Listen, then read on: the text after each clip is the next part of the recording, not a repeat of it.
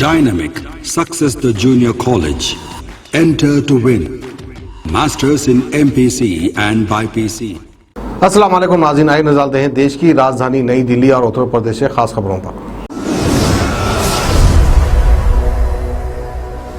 Delhi NCR में आज तड़के बरसात का सिलसिला शुरू हो गया है। बादल, बिजली और हल्की हवाओं के बीच बारिश शुरू हुई है।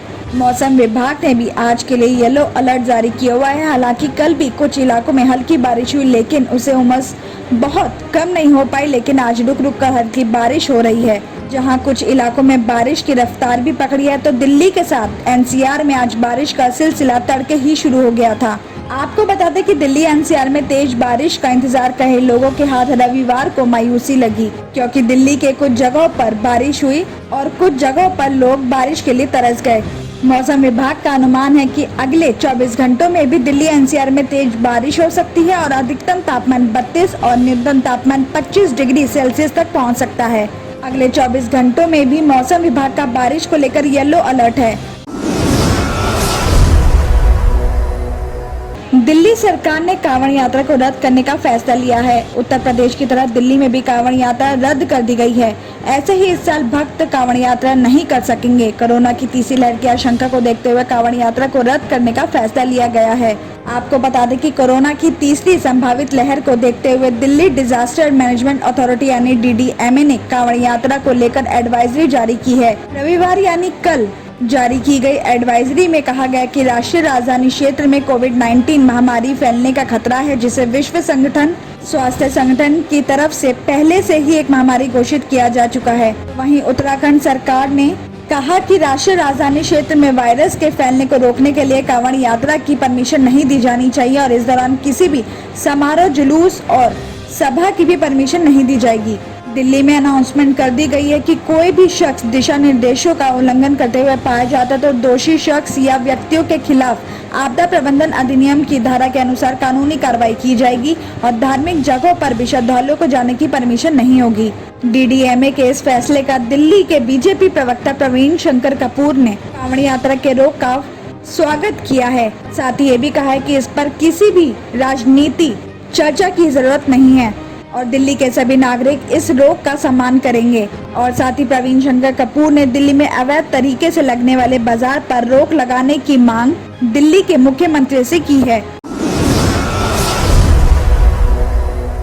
राष्ट्रवादी संगठन मुस्लिम राष्ट्रीय मंच मंगलवार को मेवात जिले की तरफ से दिल्ली के एक आश्रम को गाय दान करेगा। इसका उद्देश्य हिंदू मुसलमान भाईचारा को मजबूत करना है। RSS नेता इंदेश कुमार ने रविवार को एक बातचीत में बताया कि मुस्लिम राष्ट्रीय मंच का गोसेवा प्रकोष्ठ मुसलमानों के साथ मिलकर आश्रमों को गोवंश दान करेगी। आगे उन्होंने कहा है कि मंच ने अपील की है कि बकरीद पर गाय की कुर्बानी ना करें। इस्लाम कुरान की आयतों और हुजूर पाक की सुन्नतों और हदीस से जाना जाता है। पैगंबर ने कहा था कि गाय का मांस बीमारी है, लेकिन इसका दूध और घी औषधि माना गया है। मंच सभी मुसलमानों से अपील करता है कि वह रसूल की सुन्नत और हदीस पर चलकर अच्छा, सच्चा और नेक इंसान बने।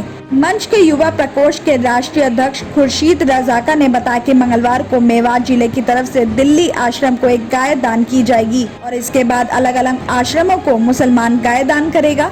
मेवात को पालन का गढ़ है और यहाँ हजारों मुसलमान गाय का पालन सदियों से करते आ रहे हैं और बड़ी बात यह है कि मेवाती गायों का दूध आश्रमों के आचार्य पिएंगे। इससे हिंदू मुस्लिम भाईचारा मजबूत होगा। तो वहीं मदरसा दारुल उलूम हुसैनिया मांडीखेड़ा के मुफ्ती मोहम्मद रफीक अहमद ने बताया कि मुस्लिम समुदाय का लोग कोई ऐसा काम हरगिज ना करे जो फसाद पैदा करे। देवबंद का दारुल उलूम साफ कह चुका है कि किसी भी मुसलमान के लिए गाय की कुर्बानी जायज नहीं है।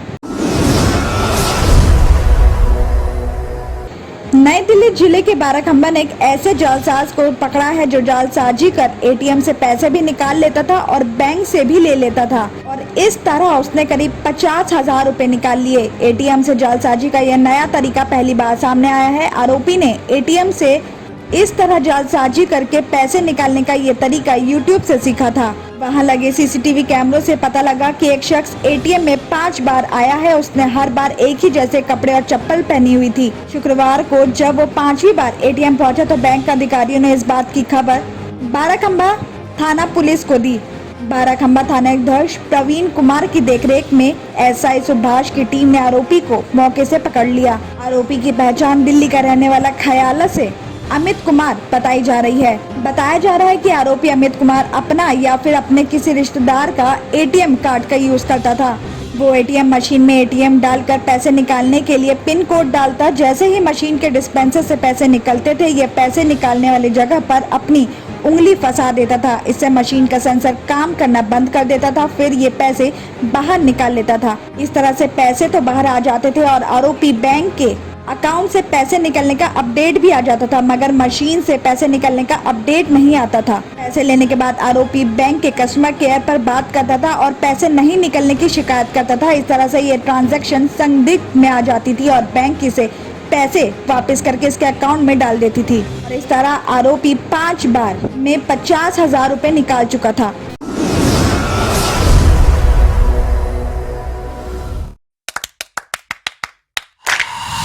Dynamic Success the Junior College. Enter to win. Masters in MPC and BPC. Integrated coaching for NEET, IIT, JEE. Separate block for girls. Better coaching, better planning, better environment with better results. Opposite Madanapet Mandi, Saeedabad, Hyderabad. Phone 04029701124. An Institute of Success Schools.